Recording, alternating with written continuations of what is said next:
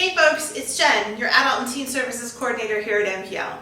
We know that finding your next great read can be a challenge, so each week we'll release these short book talks to help introduce you to some of our new arrivals and great library reads. It's Ontario Public Library Week, and all week long, libraries and library partners will be celebrating the role that libraries play in the lives of Ontarians. So for this week's Adult Book Talk, we've rounded up some of our favorite titles about libraries and the people who work in them.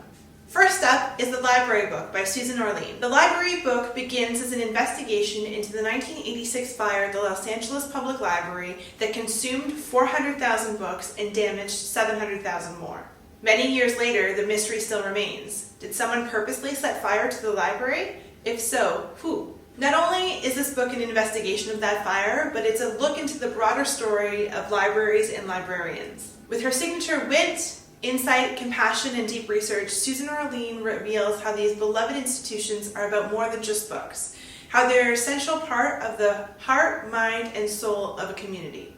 Next up, Summer Hours at the Robbers Library by Sue Halpern. This novel by Sue Halpern shows the power of libraries to spark connection between people. Kit is the head librarian at the public library in Riverton, New Hampshire, and she loves the peace and quiet that her job affords her. There, she can immerse herself in her beloved books and forget about her problems. But when 15-year-old Sunny is caught shoplifting and assigned to do community service at the local library over the summer, things get a little louder in Kit's life. Bright, curious, and eager to connect with anyone who isn't her hippie parents, Sunny coaxes Kit out of her self-imposed isolation. Together, Kit, Sunny, and a cast of other offbeat regulars forge unexpected friendships, come to terms with how their lives have unraveled and how they might reclaim their stories. Perfect for fans of A Man Called Ove. Finally, The Lions of Fifth Avenue by Fiona Davis. The New York Public Library anchors the interweaved stories of two generations of strong-willed women in this latest historical fiction novel by Fiona Davis, author of The Address.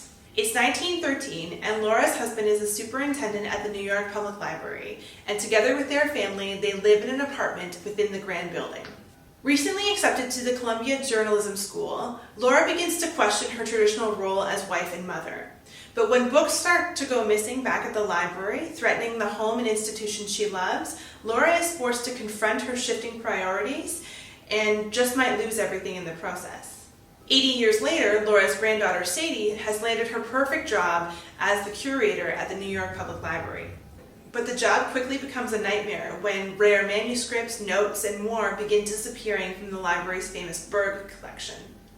Determined to save both the exhibit and her job, Sadie teams up with a private secretary to help uncover the culprit. But Sadie uncovers some unwelcome truths that shed new light on the biggest tragedy in the library's history.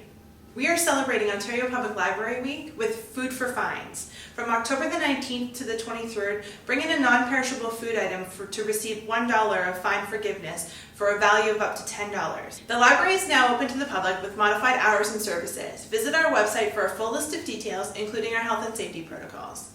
Whether you choose our in-person, grab-and-go, or curbside service, you can visit us online via our website, using the free Simcoe County Libraries app, or by calling 705-526-4216 to place holds on any of the books that I've mentioned here, or any in the library. You can also return your books to the library 24/7 using our book drop. A big thanks to the Government of Canada for the funding for this program. That's it for this week's Adult Book Talk. Take care and have a great week.